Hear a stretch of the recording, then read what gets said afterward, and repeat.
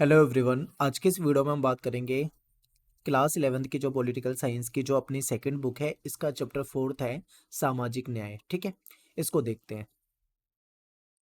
और एक बार आप सिलेबस देखिए। टोटल इस बुक में से आपके 8 चैप्टर हैं, जिसमें से आज हम चौथा चैप्टर कर रहे हैं। फिर हमारे ये 4 चैप्टर बचेंगे, इसको भी जल्दी कर लेंगे। मेरा नाम सत्येंद्र प्रताप है। आप मुझे इंस्टाग्राम पे फॉलो कर सकते हो, एकलव्य स्टडी पॉइंट, ये मेरा यूजर नेम है। ठीक है, इस नाम से आप मुझे सर्च कर सकते हो। और टेलीग्राम पे हमारा ग्रुप है क्लास 11 ESP के नाम से, इसको जरूर ज्वाइन करो। यहाँ पे आपको PDF नोट्स अवेलेबल करा दी जाएंगी। ठीक है, तो चलिए देखते हैं। सबसे पहला टॉपिक है हमारा न्याय के विभिन्न दृष्टिकोण। ठीक है, न्याय क्या होता है, न्याय का क्या अर्थ होता है। ठीक है, उसको समझने से पहले हम ये देख लेते हैं कि न्याय को लेकर लोगों के क्या नजरिए हैं। ठीक है, विभिन्न विद्वानों के क्या नजरिया है, क्या सोचते हैं लोग न्याय के बारे में। तो सबसे पहले हम देखेंगे कि न्याय के नजरिए को जब हम देखने वाले हैं, दृष्टिकोण को, तो हम 3-4 संदर्भ में देखेंगे। सबसे पहले हम देखेंगे कि प्राचीन भारतीय संदर्भ में, यानी प्राचीन भारत में न्याय को कैसे देखा जाता था। फिर कन्फ्यूशियस का दृष्टिकोण, यानी जो चीन का जो कन्फ्यूशियस था, वो न्याय के बारे में क्या सोचते हैं, इसको देखेंगे। और इसके बाद हम ग्रीक दृष्टिकोण, ग्रीक में आप जानते हो अरस्तु, प्लेटो, सुकरात वगैरह आ जाते हैं। ये क्या सोचते हैं न्याय के बारे में, इन्होंने न्याय के बारे में क्या कहा है, उसको समझेंगे। और उसके बाद हम देखेंगे आधुनिक समय, यानी आज के समय में हम न्याय को क्या समझते हैं। ठीक है, तो देखेंगे आज के समय में न्याय को कैसे देखा जाता है। तो अब हम देखेंगे प्राचीन भारतीय संदर्भ में न्याय को। ठीक है, न्याय और धर्म का संबंध। देखिए क्या होता है कि प्राचीन भारतीय समाज में न्याय को धर्म के साथ जोड़ के देखा जाता था। ठीक है, धर्म का मतलब यहाँ पे क्या है, सामाजिक और नैतिक व्यवस्था। अब यहाँ पे आपको धर्म का मतलब आज के समय में जो धर्म माना जाता है उससे मत जोड़ना। आज के समय में धर्म का मतलब हिंदू, मुस्लिम, सिख, ईसाई, इस तरीके से एक रिलीजियस पहचान की बात की जाती है, लेकिन उस समय में धर्म का मतलब ये नहीं था। ठीक है, धर्म का मतलब था सामाजिक और नैतिक व्यवस्था। एग्जाम्पल आपको यहाँ पे है, जैसे राजा का कर्तव्य है। ठीक है, कहा जाता है ना कि राजा का, आपने सुना होगा कि राजा का धर्म है कि वो अपनी प्रजा की रक्षा करे। धर्म का मतलब यहाँ पे कर्तव्य हो जाता है, यानी राजा का कर्तव्य है कि वो अपनी प्रजा की रक्षा करे। तो यहाँ पे समझते हैं राजा का कर्तव्य था कि धर्म या न्यायोचित सामाजिक व्यवस्था, यानी एक ऐसी सामाजिक व्यवस्था बनाना जिसमें सबको न्याय मिले, यानी सभी को समानता मिले। ठीक है, किसी के साथ कोई बुरा ना हो। ये सब कायम रखने की जिम्मेदारी किसकी होती थी भाई, राजा की होती थी। यानी राजा का पहला कर्तव्य होता था कि समाज में वो न्याय स्थापित करके रखे। ठीक है, ये दर्शाता है कि न्याय का उद्देश्य जो है समाज में संतुलन और नैतिकता बनाए रखना है। तो यहाँ से हमको क्या पता लगता है कि न्याय का मतलब क्या है, यानी भारतीय संदर्भ में न्याय का मतलब क्या है, समाज में बैलेंस बना रहे, संतुलन बना रहे और नैतिकता बनी रहे। ठीक है, तो ये हो गया भारतीय संदर्भ। अब देखते हैं चाइना का क्या दृष्टिकोण है इसके प्रति। तो चाइना के जो कन्फ्यूशियस थे, इनका देखते हैं। तो सजा और पुरस्कार की नीति। ठीक है, इन्होंने बताया, कन्फ्यूशियस ये कहते हैं कि राजा को न्याय स्थापित करने के लिए गलत करने वालों को दंडित करना चाहिए और अच्छे कार्य करने वालों को पुरस्कृत करना चाहिए। यानी कि जो व्यक्ति गलत काम करेगा, राजा उसको क्या दे, सजा दे। लेकिन जो व्यक्ति अच्छा काम करेगा, राजा उसको क्या देगा, ठीक है, उसको उपहार देगा, यानी पुरस्कार देगा। यानी अच्छा काम करने पे अवार्ड मिलेगा और गलत काम करने पे सजा मिलेगी। ठीक है, ये न्याय है।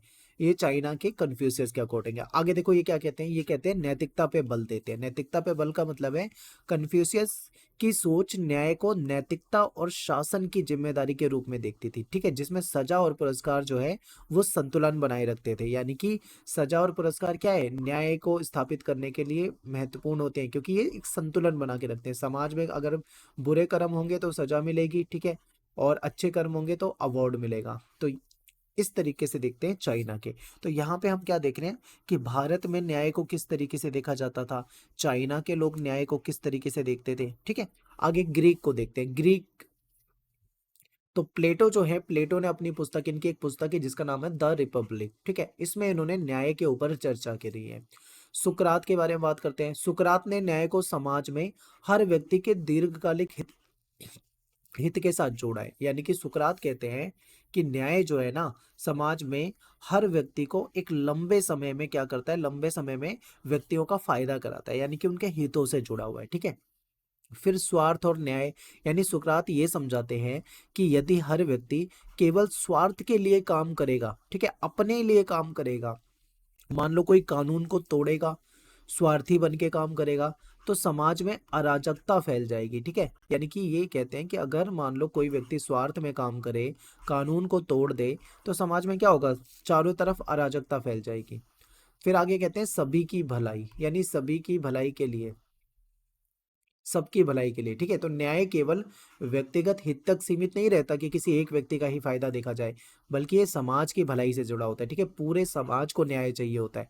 सुकरात बताते हैं कि जैसे डॉक्टर सभी मरीजों की भलाई के लिए काम करता है, वैसे ही राजा को भी न्यायपूर्ण शासन व्यवस्था करनी चाहिए सभी नागरिकों के लिए। ठीक है, अब यहाँ पे समझिए, अब मान लीजिए राजा जो है वो किसी अलग सोच का व्यक्ति है, लेकिन समाज में अलग अलग सोच के व्यक्ति रहते हैं, सभी की सोच थिंकिंग अलग हो सकती है, तो राजा को सभी के साथ न्याय करना चाहिए। ठीक है, ये नहीं कि जिसकी सोच राजा की सोच के साथ मिलती है वो ही सही है, बाकी सबको वो गलत माने, ये चीज यहाँ पे गलत है। ठीक है, तो ये चीज आपको यहाँ पे समझनी है कि राजा को, शासक को सभी की भलाई के लिए काम करना चाहिए, सभी के लिए न्याय स्थापित करना चाहिए। ठीक है, ये है ग्रीक विद्वानों का नजरिया। अब बात करते हैं आधुनिक समझ, आज के समय में मॉडर्न जो थिंकिंग है न्याय के प्रति, वो क्या है।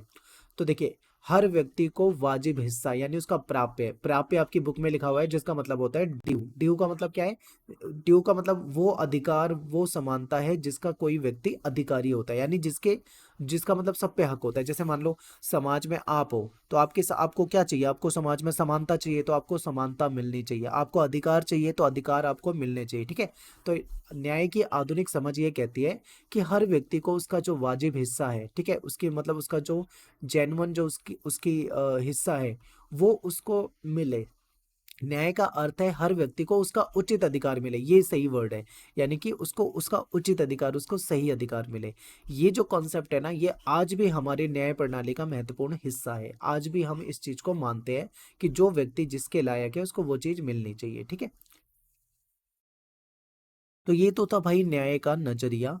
चाइना क्या सोचता है, भारत क्या सोचता है, ग्रीक के लोग क्या सोचते थे, और आधुनिक समय में न्याय को किस प्रकार से देखा जाता है। इसके बाद बात करते हैं न्याय के कुछ सिद्धांत के ऊपर। यहाँ से भी आपको न्याय अच्छे तरीके से समझ में आएगा। ठीक है, अब एक सिद्धांत होता है कि समान लोगों के साथ समान बर्ताव, यानी कि लोगों के साथ एक जैसा बर्ताव करना चाहिए, समान बर्ताव। ठीक है, तो समान अधिकारों की आवश्यकता, सबसे पहले इसको देखते हैं। हर व्यक्ति को समान अवसर और अधिकार मिलना चाहिए, बिल्कुल मिलना चाहिए भाई, सभी कहेंगे यस मिलना चाहिए।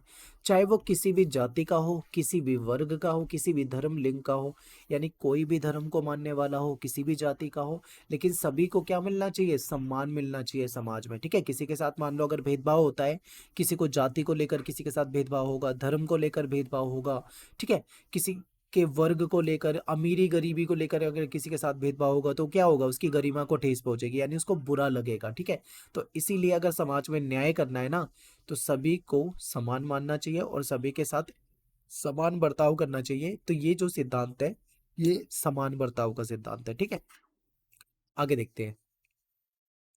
ये विचार बहुत से मौलिक अधिकारों जैसे जीवन, स्वतंत्रता और संपत्ति के अधिकारों से जुड़ा हुआ है।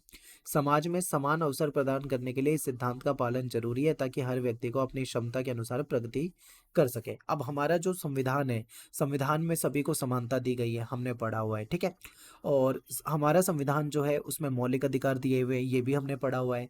मौलिक अधिकार में सभी को स्वतंत्रता का अधिकार है, जीवन का अधिकार है, संपत्ति का अधिकार है। ठीक है, ये सारी चीजें आपको बता रखी थी वहां पे। हालांकि संपत्ति के अधिकार को एक कानूनी अधिकार बना दिया गया है मौलिक अधिकारों से हटाकर, लेकिन हमको ये अधिकार हमारा संविधान दे रहा है ना।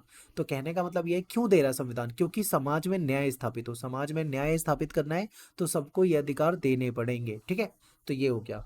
आगे देखते हैं। नेक्स्ट है जाति, नस्ल, लिंग के आधार पे भेदभाव का विरोध। जब हम ये कहते हैं कि दो व्यक्तियों को एक समान काम करने के लिए समान वेतन मिलना चाहिए, ठीक है, यानी मान लो कोई दो व्यक्ति हैं, वो एक समान काम करते हैं, तो उनको जो मेहनताना है, जो पैसा है, वो एक बराबर मिलना चाहिए। तो इसका मतलब क्या होता है, इसका मतलब ये है कि हमें भेदभाव को खत्म करके एक समान और न्यायपूर्ण समाज की दिशा में कदम बढ़ानी चाहिए। ठीक है, यानी कि हम भेदभाव खत्म कर रहे हैं। जब हम समान काम के लिए समान वेतन दे रहे हैं, तो उसका मतलब हम भेदभाव खत्म कर रहे हैं। किसी व्यक्ति को उसकी जाति या फिर उसके धर्म या फिर उसके लिंग के आधार पर कम या ज्यादा वेतन मिलना अगर मिलता है तो वो गलत माना जाएगा। ठीक है, मान लो कोई पुरुष किसी काम को करता है और महिला भी उसी काम को, उतने ही काम को करती है, और पुरुष को मान लो ज़्यादा वेतन मिल रहा है उस काम के लिए और महिला को कम मिल रहा है, तो यहाँ पे क्या पता लगता है आपको? यहाँ पे ये पता लगता है कि ये समाज में भेदभाव हो रहा है, ठीक है। लेकिन अगर मान लो दोनों को समान काम के लिए समान वेतन मिलता है, तो ये क्या कहेगा? ये समाज में न्याय को दिखाएगा, ठीक है। ठीक है। तो ये ना केवल समाज में असंतुलन पैदा करेगा, बल्कि उनकी जो मूलभूत मानवीय अधिकार है उसका भी उल्लंघन करता है, ठीक है, जिसका सम्मान हर इंसान को मिलना चाहिए। तो ये भी क्या है, जाति धर्म लिंग के आधार पर अगर भेदभाव नहीं होता है समाज में, मान लीजिए, तो उसे भी हम न्याय कहेंगे, ठीक है। फिर क्या है, समाज में समान अवसर। अब आप सभी जानते हैं कि जितने भी लोग रहते हैं समाज में, उन सभी को अगर अपना विकास करना है तो उनको समान अवसर की जरूरत होती है। ये हम चैप्टर में पहले ही पढ़ चुके हैं। तो समान अवसर का अधिकार ये सुनिश्चित करता है कि हर व्यक्ति को अपनी क्षमता के अनुसार फलने फूलने का अवसर मिल सके, ठीक है। और किसी को भी उसके कामकाजी जीवन में इस आधार पर भेदभाव नहीं सहना चाहिए कि वह किस जाति लिंग या वर्ग से रिलेटेड है। आज के समाज में जब समानता की बात की जाती है, तो इसका मतलब ये होता है कि हर किसी को अपनी मेहनत और कड़ी मेहनत के आधार पे पहचान और इनाम मिलना चाहिए, ठीक है। जो व्यक्ति जितनी ज़्यादा मेहनत करेगा वो उतना ज़्यादा विकास करेगा, ये चीज़ समाज में होनी चाहिए। अगला है कि महिला और पुरुषों के बीच में वेतन का भेद। तो स्कूल में या फिर अन्य क्षेत्रों में यदि पुरुष और महिला के लिए समान काम के लिए वेतन में भेदभाव हो रहा है, मान लो भेद हो रहा है, तो ये स्पष्ट रूप से असमानता और अन्याय का उदाहरण है, ठीक है। महिलाओं को समान काम के लिए समान वेतन देना केवल कानूनी ही नहीं बल्कि समाज में समानता और न्याय स्थापित करने के लिए भी महत्वपूर्ण कदम है, ठीक है। ये भी हम पढ़ चुके हैं। इस प्रकार समकक्षों के साथ, जो मतलब एक जैसे हैं, उन सबके साथ एक जैसा बर्ताव करना चाहिए और सभी समान अधिकार सबको मिलनी चाहिए, सभी को समानता मिलनी चाहिए, तभी समाज में न्याय हो पाएगा, ठीक है। तो न्याय के लिए क्या जरूरी है? न्याय के लिए जरूरी है समानता, न्याय के लिए जरूरी है अधिकार, न्याय के लिए जरूरी है, ठीक है, लोगों का सम्मान। अगर ये सारी चीजें होंगी तभी समाज में न्याय होगा। अगर ये चीजें नहीं होंगी तो समाज में न्याय हो ही नहीं सकता है, ठीक है। तो यही बातें आपको न्याय वाले चैप्टर में पढ़नी है।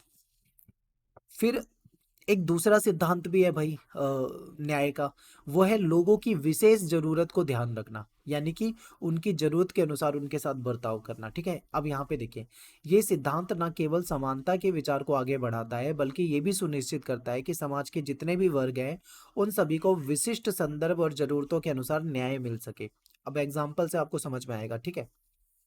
अब देखो, समानता और विशेष जरूरतों का संतुलन बनाना जरूरी है। ये व्यक्ति की स्थिति देखो, हर व्यक्ति समाज में एक जैसी स्थिति नहीं है, सबकी सबकी स्थिति अलग होती है। हर व्यक्ति की जो बुनियादी स्थिति होती है, बुनियादी जरूरतें होती है, संसाधन होते हैं, वो भी अलग होते हैं। तो ऐसे में उनकी जरूरतों को समझकर उनके साथ व्यवहार करना भी जरूरी होता है। जैसे कि एग्जाम्पल आपके सामने है, आपको एग्जाम्पल से ही समझ में आएगी ये बात, ठीक है। देखो, मान लो कोई व्यक्ति है, वो शारीरिक विकलांगता का सामना कर रहा है, यानी वो विकलांग है, मान लो उसके पैर में कोई दिक्कत है, वो उसका पैर नहीं है एक, या उसका हाथ नहीं है, कुछ भी मतलब उसके शरीर में विकलांगता है, तो उसे किसी दूसरे व्यक्ति की तुलना में अलग प्रकार की सहायता की आवश्यकता हो सकती है, ठीक है। इसलिए इस सिद्धांत के अनुसार विशेष जरूरतों का ध्यान रखते हुए कुछ लोगों को विशेष सहायता देनी है। मान लो एक व्यक्ति है जो विकलांग है, उसका मान लो एक पैर नहीं है, दूसरा व्यक्ति है वो बिल्कुल हेल्दी है, उसके दोनों पैर हैं। अब ऐसे में ये व्यक्ति तो सारे काम आसानी से कर लेगा, लेकिन ये व्यक्ति नहीं कर पाएगा, तो कहीं ना कहीं इसको विशेष आवश्यकता होगी ना, कुछ मतलब विशेष प्रावधान चाहिए होंगे इसको। तो इसको अगर सरकार राज्य विशेष प्रावधान दे देता है तो ये भी कहीं ना कहीं इसके साथ न्याय हो पाएगा। तो यही बताया गया है, यानी कि ये केवल समानता का विस्तार नहीं बल्कि उसकी व्यवहारिकता भी है, ताकि प्रत्येक व्यक्ति को उसकी जरूरत के अनुसार अवसर और संसाधन मिल सके, ठीक है। इसीलिए क्या होता है, आपने कई जगह पे देखा होगा, जैसे मान लो स्कूल वगैरह होते हैं या कोई बिल्डिंग होती है, तो वहां पे सीढ़ियां बनी होती है ताकि कोई लोग आसानी से जा सके। बैंक वगैरह में आपने देखा होगा, उसके बगल में एक रैंप बनी होती है। रैंप में क्या होता है कि जो विकलांग व्यक्ति है उसको व्हील चेयर के जरिए आसानी से ऊपर चढ़ाया जा सके और आसानी से ऊपर से नीचे लाया जा सके, ठीक है। क्यों? ताकि विकलांग व्यक्ति भी आसानी से पहुंच सके। अब से सीढ़ियों से थोड़ी विकलांग आदमी जा पाएगा अच्छे से, ना व्हील चेयर जा पाएगी उस पे। तो ये उसके लिए विशेष प्रावधान करना भी जरूरी होता है। अगला है शारीरिक विकलांगता, उम्र और शिक्षा के आधार पर भेदभाव। देखो, विकलांग व्यक्तियों के लिए विशेष सुविधा या आरक्षण, या उम्र दराज, जो मतलब जो बुजुर्ग व्यक्ति होते हैं उनके लिए स्वास्थ्य देखभाल की विशेष योजना, ये सभी सिद्धांत इसके तहत न्याय संगत हो जाएंगे। अब इसका मुझे एक अच्छा सा एग्जांपल याद आ गया, मैं आपको एग्जांपल देता हूँ, आपको और अच्छे से समझ में आएगा। आप कभी हॉस्पिटल में गए होगे, ठीक है? आप जब अस्पताल में जाते हो तो वहाँ पे जो लाइनें होती है, ओपीडी की लाइन में जब आप खड़े होते हो या इमरजेंसी की लाइन में खड़े होते हो, तो आप वहाँ पे देखते हो कि वहाँ पे बुजुर्गों के लिए अलग से लाइन होती है सीनियर सिटीजन की। अब सीनियर सिटीजन की अलग से लाइन क्यों की गई है? क्योंकि भाई आप सभी जानते हैं कि वो उतनी देर तक नहीं खड़े हो सकते हैं, ठीक है? उनका शरीर उतना मजबूत नहीं है, इसलिए उनको उनके प्रति अलग से मतलब उनके साथ व्यवहार किया जाता है, जिससे कि उनको समाज में न्याय मिल सके, ठीक है? तो इसको आप भेदभाव मत समझना कि यहाँ आप बोलो कि भाई बुजुर्गों के लिए अलग से लाइन क्यों है, उनको भी उसी लाइन में खड़ा होना चाहिए, तो ऐसे में उनके साथ भेदभाव हो जाएगा, ठीक है? लेकिन अगर उनको अलग से लाइन बना के उनका काम जल्दी करा दिया जाता है, तो इसको क्या कहा जाएगा? न्याय कहा जाएगा, ठीक है? तो मान लो ऐसे ही बुजुर्गों के लिए या विकलांगों के लिए कुछ सुविधाएं होती है, ठीक है? आरक्षण दिया होता है उनको कुछ जगह पे। तो ये जो योजनाएं होती हैं ये कहीं ना कहीं न्याय संगत बनाती है समाज को, ठीक है? और यह तब जरूरी हो जाता है जब किसी वर्ग या समूह को समान अवसरों से वंचित होने के कारण विशेष ध्यान की आवश्यकता होती है, ठीक है? अब समाज में असमानता और न्यायपूर्ण वितरण, इसको समझ लीजिए। समाज में असमानताओं का एक बड़ा कारण जो है वो क्या है? शिक्षा, क्योंकि ज्यादातर लोग शिक्षित नहीं है। जो लोग शिक्षित है वो तो भाई डेवलप हो जाते हैं, लेकिन जो शिक्षित नहीं है वो नहीं डेवलप हो पाते हैं, ठीक है? तो शिक्षा, स्वास्थ्य और जो बेसिक जो सुविधाएं होती हैं उस तक पहुंच का अभाव, यही कारण है कि समाज में असमानता जाति आधारित सामाजिक भेदभाव से भी जुड़ी होती है, ठीक है? क्योंकि आपको पता है हमारे समाज में कुछ जातियां ऐसी हैं जो निम्न जातियां हैं, जिनको निम्न काम करने होते हैं, और वो उसी काम को करती थी, वो उतना डेवलप नहीं हो पाती थी, ना तो वो शिक्षा मिल पाती थी, ना उन्हें अच्छी स्वास्थ्य सुविधाएं मिल पाती थी, ना बेसिक सुविधाएं मिल पाती थी। इसीलिए वो पिछड़े रह गई, ठीक है? कुछ जातियां जो समृद्ध थी वो बहुत ऊपर चली गई। तो ये भेदभाव समाज में देखने को मिलता है। तो इसीलिए क्या किया गया? आरक्षण का प्रावधान किया गया, क्योंकि जो निम्न जाति थी, जो निम्न रह गई थी, उन लोगों के साथ काफी मतलब भेदभाव होता था। तो उनको समाज में ऊंचे स्थान पे लाने के लिए, यानी कि बाकी समृद्ध जातियों के बराबर लाने के लिए संविधान में क्या करा गया? आरक्षण का प्रावधान किया गया। अब हो सकता है कि बहुत सारे लोग आरक्षण को लेकर विरोध भी करते हैं, उनका ये कहना होता है। आरक्षण को लेकर दो तरह के लोग हैं। एक लोग वो कहते हैं जो आरक्षण को समर्थन कहते हैं कि आरक्षण होना चाहिए, ठीक है? आप मुझे कमेंट में बताइए आप क्या सोचते हो। और कुछ लोग ऐसे होते हैं जो कहते हैं कि आरक्षण नहीं होना चाहिए, कहते हैं आरक्षण से भेदभाव होता है, ठीक है? किसी को 50-60% नंबर में वो मिल जाता है, जिसको 90-90% में नहीं मिल पाता। तो इस तरीके से कुछ लोग इसको भेदभाव की नजर से भी देखते हैं। तो आप मुझे बताइए आपको क्या लगता है? अब यहाँ पे समझिए, संविधान में SC ST OBC के लिए आरक्षण दिया गया है। क्यों दिया गया है? इसीलिए दिया गया है क्योंकि वो उन जातियों से हैं जो काफी दबे कुचली जातियां होती थी, दमित जातियां होती थी, जिनके साथ भेदभाव होता था। वो उस लेवल पे डेवलप नहीं हो पाए थे, समृद्ध नहीं हो पाए थे, तो इसीलिए उनको शिक्षा में, नौकरियों में, हर क्षेत्र में क्या दिया गया? उनको आरक्षण दे दिया गया, ठीक है? आरक्षण की वजह से क्या है? वो समाज में बराबरी की स्थान पे आ सके, इसलिए दिया गया था।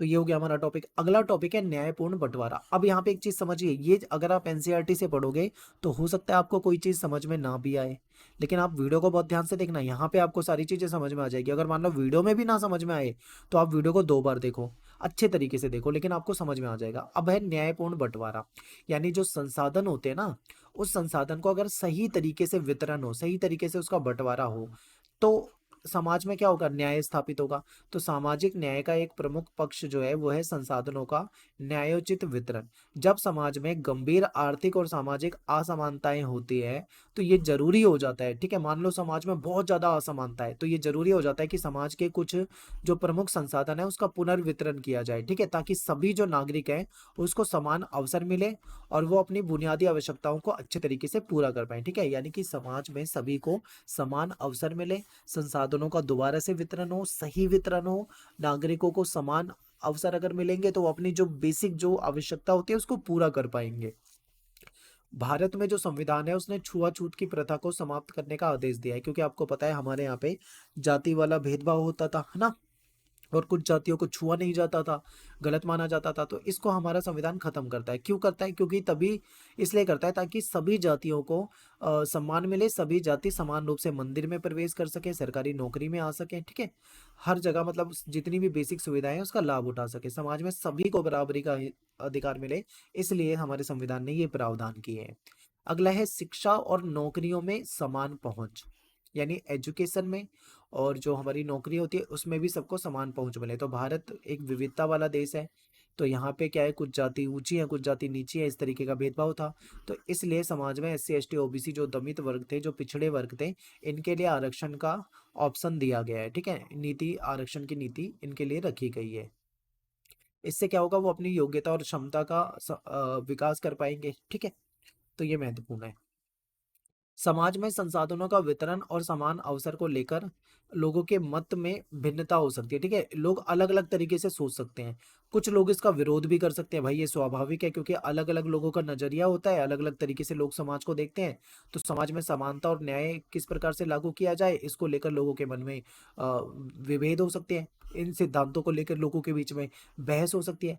क्या वंचित वर्गों को विशेष सहायता देने के लिए आरक्षण जैसी नीति न्याय संगत है या नहीं, मतलब ये ठीक है या नहीं? यदि हाँ तो क्या? ठीक है, तो वो समाज में सामूहिक विकास को बढ़ावा देती है या समाज में असंतोष बढ़ाती है, ये आपसे पूछा गया है। ठीक है, तो कई लोग, मैंने कहा था ना कि आरक्षण को लेकर दो तरह के विचार है, कुछ लोग इसको सपोर्ट करते हैं तो कुछ लोग इसका विरोध करते हैं, तो वही बताया गया है। ठीक है, इस पे भी बहुत ज्यादा चर्चा होने लगी है।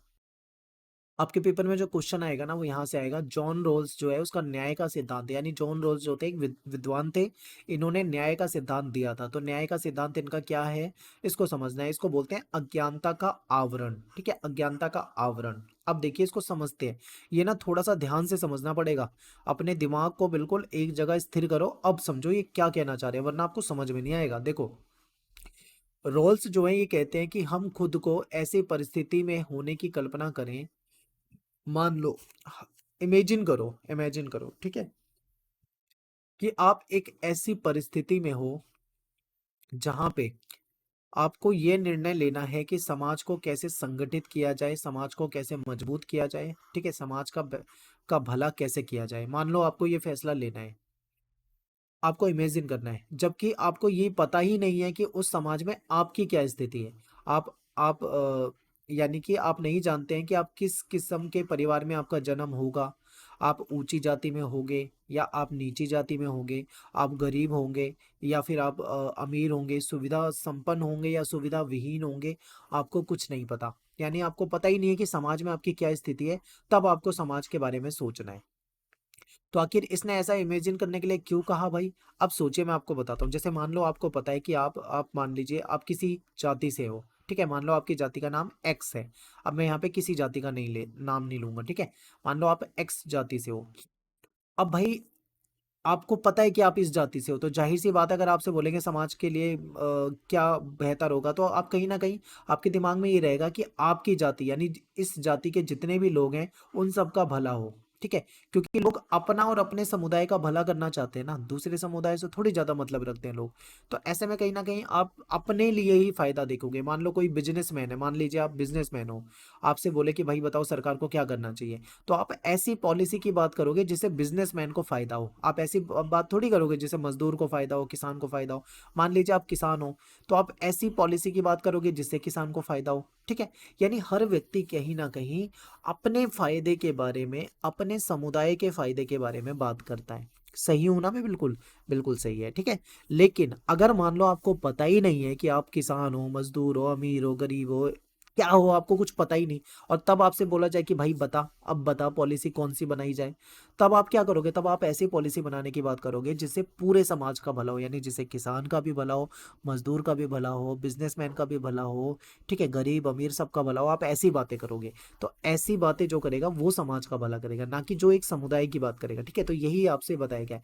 यानी ये कहता है कि आप इमेजिन करो कि आप ऐसे समाज में हो जहाँ पे आपको आपकी स्थिति नहीं पता है। ठीक है, कि आप अमीर हो, गरीब हो, किस जाति के हो, किस धर्म के हो, ऊंची जाति नीची जाति, ठीक है, कुछ नहीं पता आपको। तब आप क्या, कैसे समाज को संगठित करोगे? तो जो जॉन रोल्स है, ये लॉजिक देते हैं, तर्क देते हैं कि अगर हमें ये नहीं मालूम हो, ठीक है, कि हम कौन होंगे भविष्य में, के समाज में हमारे लिए कौन से विकल्प खुले होंगे, तब हम भविष्य के उस समाज के नियम और संगठन के बारे में जिस निर्णय का समर्थन करेंगे वो सभी सदस्यों के लिए अच्छा होगा। ठीक है, जब हमें पता नहीं है तो हम हमेशा ऐसी पॉलिसी बनाने की बात करेंगे जिससे सभी का फायदा हो। सभी सदस्य मतलब सभी, किसान, मजदूर, पूंजीपति, उद्योगपति, हर तरह के लोगों के लिए फायदा हो, हम ऐसी पॉलिसी की बात करेंगे। ठीक है, रोल्स कहते हैं, रोल्स ने इसको नाम दिया है अज्ञानता का आवरण। ठीक है, क्या है नाम इसका? अज्ञानता का आवरण, यानी जॉन रोल्स का ये सिद्धांत है, इसको अज्ञानता के आवरण के नाम से हम जानते हैं। ठीक है, इसमें ये क्या रोल्स कहते हैं कि वो आशा करते हैं कि समाज में अपने संभावित स्थान और हैसियत के बारे में पूर्ण अज्ञानता की हालत में हर आदमी अपने खुद के हितों को ध्यान में रखकर फैसला लेगा। ठीक है, जब हमें पता ही नहीं होगा कि हम क्या हैं, तो जाहिर सी बात है हम अपने हितों को ध्यान में रख के फैसला लेंगे, लेकिन हम दूसरों के लिए भी कहीं ना कहीं सोचेंगे। ठीक है, क्योंकि कोई नहीं जानता कि वह व्यक्ति कौन होगा, इसके लिए क्या लाभप्रद होगा। ठीक है, इसलिए हर कोई सबसे बुरी से बुरी स्थिति को ध्यान में रखकर भी समाज की कल्पना करेगा। ठीक है, समाज में सबसे बुरी स्थिति में भी क्या क्या फायदे चाहिए होंगे, वो ये सोचेगा। खुद के लिए सोच विचार कर सकने वाले व्यक्ति के सामने ये स्पष्ट रहेगा कि जो जन्म से सुविधा संपन्न है वे कुछ विशेष अवसरों का उपभोग करेंगे, लेकिन दुर्भाग्य से यदि उनका जन्म समाज के वंचित तबके में हो जाए, ठीक है, तो उनको कोई अवसर नहीं मिल पाएगा। तो यही चीजें आपको यहाँ पे बताई गई है। इसलिए अपने स्वार्थ में काम करने वाले हर व्यक्ति के लिए यही उचित होगा कि वो संगठन के ऐसे नियमों के बारे में सोचे जो कमजोर तबके, ठीक है, जो कमजोर तबके हैं उसके लिए अवसर उपलब्ध कराएं।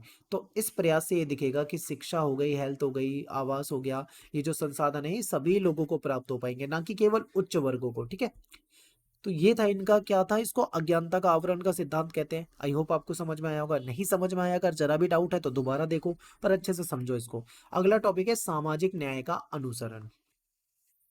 अगर किसी समाज में बेहिसाब धन दौलत वालों और बहिष्कृत वंचितों के बीच में गहरा विभाजन होगा, यानी मतलब समाज में एक तरफ वो व्यक्ति होंगे जो बहुत अमीर होंगे, एक तरफ वो व्यक्ति होंगे जो बहुत गरीब होंगे। ठीक है, यानी एक तरफ एक ऐसा व्यक्ति है जिसके पास करोड़ों अरबों रुपए है, दूसरी तरफ एक वैसा ऐसा व्यक्ति है जिसके पास 2 वक्त की रोटी भी नहीं है। ठीक है, तो अगर इस तरीके का समाज में विभाजन होगा तो कहीं ना कहीं समाज में क्या होगा, समाज में न्याय का अभाव हो जाएगा। ठीक है, यानी कि समाज में अन्याय होगा, ऐसा ये कहते हैं।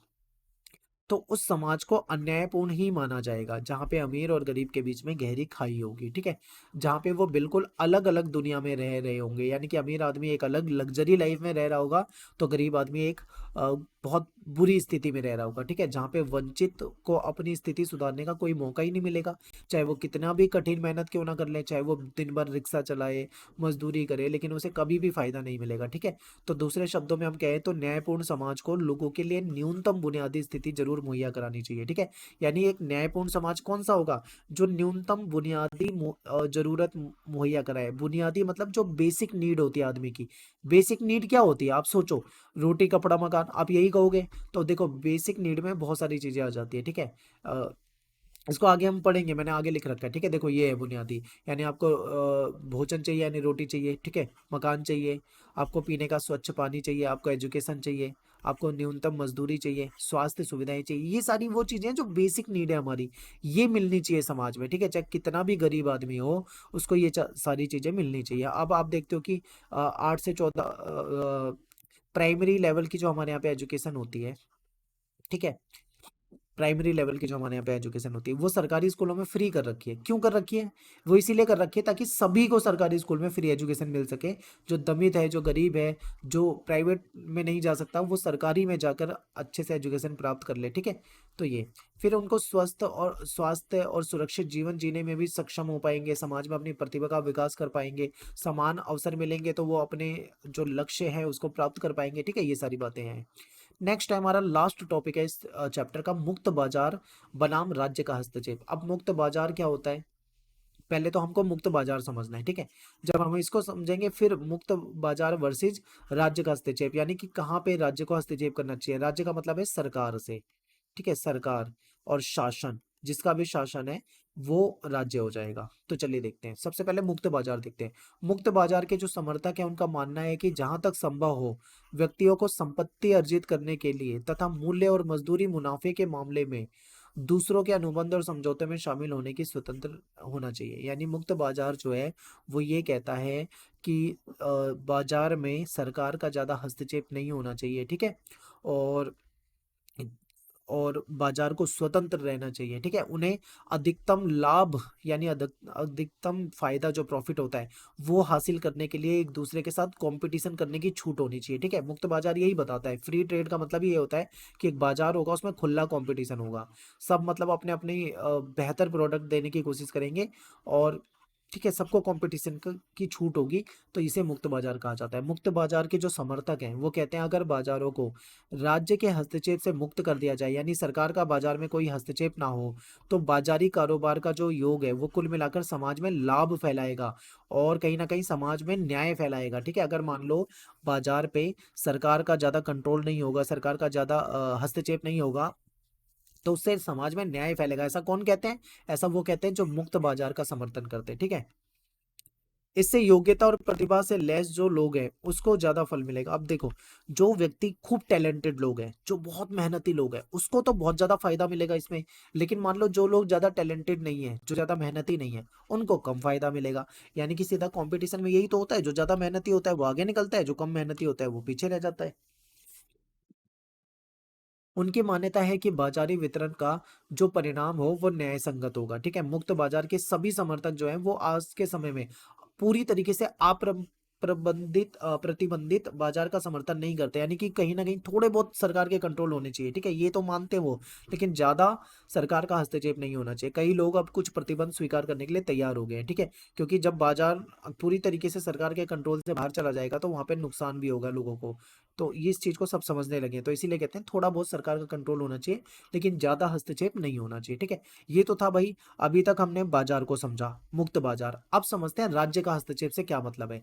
यानी सभी लोगों के लिए न्यूनतम बुनियादी जो जीवन मानक है, यानी जीवन का एक स्टैंडर्ड सुनिश्चित करना है, वो किसका काम है? राज्य का है। यानी इसके लिए राज्य को हस्तक्षेप करना पड़ेगा। ठीक है, ताकि समान शर्तों पर प्रतिस्पर्धा करने में समर्थ हो सके। राज्य की जो नीति है वो इन सेवाओं को खरीदने के लिए लोगों को सशक्त बनाने की कोशिश करे। यानी राज्य कोशिश करता है कि जो बाजार में जो भी चीजें बिकती हैं, लोग उसको खरीदने के सक्षम हो सके। ठीक है, लोगों को रोजगार मिल सके, लोग मजबूत हो सके, पैसा कमा सके, ये राज्य को देखना चाहिए। राज्य के लिए ये जरूरी हो सकता है कि वह वृद्धों और रोगियों को विशेष सहायता दे, यानी जो बूढ़े व्यक्ति हैं, जो बीमार व्यक्ति हैं, उनको अलग से सहायता दे सकता है। जो कंपटीशन नहीं कर सकते उनको राज्य सहायता कर सकता है। लेकिन इसके आगे राज्य की भूमिका नियम कानून का ढांचा जो है बरकरार रखने तक ही सीमित रहना चाहिए, जिससे व्यक्तियों के बीच में जबरदस्ती और अन्य बाधाओं से मुक्त प्रतिद्वंद्विता सुनिश्चित हो। उनका मानना है कि मुक्त बाजार उचित और न्यायपूर्ण समाज का आधार होता है। ठीक है, कहा जाता है कि बाजार किसी व्यक्ति की जाति या धर्म की परवाह नहीं करता। आप बाजार में जाओगे तो वहां पे ये नहीं देखा जाएगा आप आदमी हो, आप औरत हो, आप किस जाति के, किस धर्म के हो। बाजार सबके प्रति निरपेक्ष होता है, किसी के साथ कोई भेदभाव नहीं करता। कोई भी व्यक्ति चाहे तो बाजार में अपनी चीजों को बेच सकता है, अपनी स्किल, अपनी कौशल को इस्तेमाल कर सकता है। जिसके पास योग्यता होगी वो आगे जाएगा, जिसके पास योग्यता नहीं होगी वो ज्यादा डेवलप नहीं हो पाएगा। ठीक है, बाजारी वितरण के पक्ष में एक ये भी तर्क दिया जाता है कि हमें ज्यादा विकल्प ऑप्शन जो है वो बाजार देता है। ठीक है, इसमें कोई शक नहीं है कि बाजार प्रणाली में उपभोक्ता के तौर पर, यानी ग्राहक के तौर पर हमें ज्यादा ऑप्शन मिलते हैं, ज्यादा विकल्प मिलते हैं। हम जैसा चाहे वैसा चावल खरीद सकते हैं, हम जैसा चाहे वैसे स्कूल में जा सकते हैं, हम जो चाहे वो खरीद सकते हैं। मतलब कहने का मतलब है बाजार आपको देता है ऑप्शन। अब जैसा कपड़ा चाहो वैसा कपड़ा खरीदो, जैसा खाना चाहो वैसा खाना खाओ। ठीक है, जैसे स्कूल में पढ़ना चाहो, जैसे हॉस्पिटल में जाना चाहो, सारी चीजें आपको क्या है, ऑप्शन उपलब्ध होते हैं। लेकिन जो बेसिक वस्तु होती है, जो बेसिक सेवाएं होती है, उस मामले में महत्वपूर्ण बात यह है कि अच्छी क्वालिटी की वस्तुएं और सेवाएं जो हैं वो लोग उसको खरीदने के लायक कीमत पे उपलब्ध हो। यानी बाजार में इतनी महंगाई ना कर दें, मोनोपोली ना हो जाए कि लोग उसको खरीद ही ना पाए, अमीर लोग ही खरीद पाए। ठीक है, यानी बेसिक से बेसिक चीजें भी बाजार में उपलब्ध होनी चाहिए, इस चीज को सरकार जो है वो देखेगी। ठीक है, और आपको पता है कि बाजार में ज्यादातर उद्योगपति, पूंजीपति होते हैं, वो उन्हीं कामों में जाते हैं जिसपे ज्यादा फायदा होता है। इसीलिए यही कारण है कि आप ग्रामीण क्षेत्रों में देखोगे ना, तो वहां पे आपको जो निजी विद्यालय हैं, यानी प्राइवेट स्कूल हैं, वो बहुत ही कम मिलेंगे। ठीक है, कुछ खुले भी होंगे मान लो प्राइवेट स्कूल, तो वो उसमें सुविधाएं नहीं होंगी। स्वास्थ्य सेवा और आवास के मामले में भी यही देखने को मिलता है। क्यों? क्योंकि वहां पे भाई ज्यादा फायदा नहीं होता है। ठीक है, तो सरकार को ऐसे मामले में क्या करना चाहिए? हस्तक्षेप करना चाहिए। ठीक है, मुक्त बाजार और निजी उद्यम के पक्ष में आप अक्सर हम ये सुनते हैं कि मतलब लोग तर्क देते हैं कि वे सेवाएं मुहैया कराते हैं। यानी कि जो प्राइवेट कंपनियां जो सेवाएं देती है, जो चीजें देती है, वो सरकारी कंपनी से अच्छी होती है। जैसे कि एग्जांपल, आप सरकारी स्कूल में जाओगे तो वहां पे एजुकेशन आपको उतनी अच्छी नहीं मिलेगी जितना प्राइवेट स्कूल में मिलेगी। ठीक है, सरकारी हॉस्पिटल में हो सकता है आपको वैसा इलाज ना मिले जैसा प्राइवेट हॉस्पिटल में मिलेगा। यानी यहाँ पे ये कहा जा रहा है कि जो प्राइवेट हाथों में होता है ना, तो वहां पे सारी चीजें बढ़िया मिलती है, साफ सुथरा सब अच्छा होता है, लेकिन वो गरीब लोगों की पहुंच से बाहर हो जाता है, क्योंकि वहां पे सारी चीजें क्या होती है, महंगी होती हैं। ठीक है, गरीब आदमी वहाँ पे उन चीज़ों को नहीं ले पाता है। तो यही कहा जा रहा है, निजी व्यवसाय जो है यानी जो प्राइवेट जो बिजनेस है वो वहीं पे जाना चाहता है जहाँ पे उसको ज़्यादा मुनाफा मिलता है। इसलिए मुक्त बाजार जो है वो ताकतवर और अमीर लोगों के हित में काम करता है। ठीक है, ऐसे में क्या होता है, कमजोर और जो सुविधाहीन लोग होते हैं उनको कहीं ना कहीं अवसर नहीं मिल पाते हैं, वो कमजोर हो जाते हैं, वंचित रह जाते हैं। तो ऐसे में क्या करना पड़ता है, ऐसे में राज्य को हस्तक्षेप करना पड़ता है। ठीक है, तो यहाँ पे अपना चैप्टर खत्म हो जाता है। आई होप आपको वीडियो समझ में आई होगी। वीडियो को लाइक करें, कमेंट करें, शेयर करें। मिलते हैं नेक्स्ट वीडियो में। Thanks for watching. जय हिंद, जय भारत।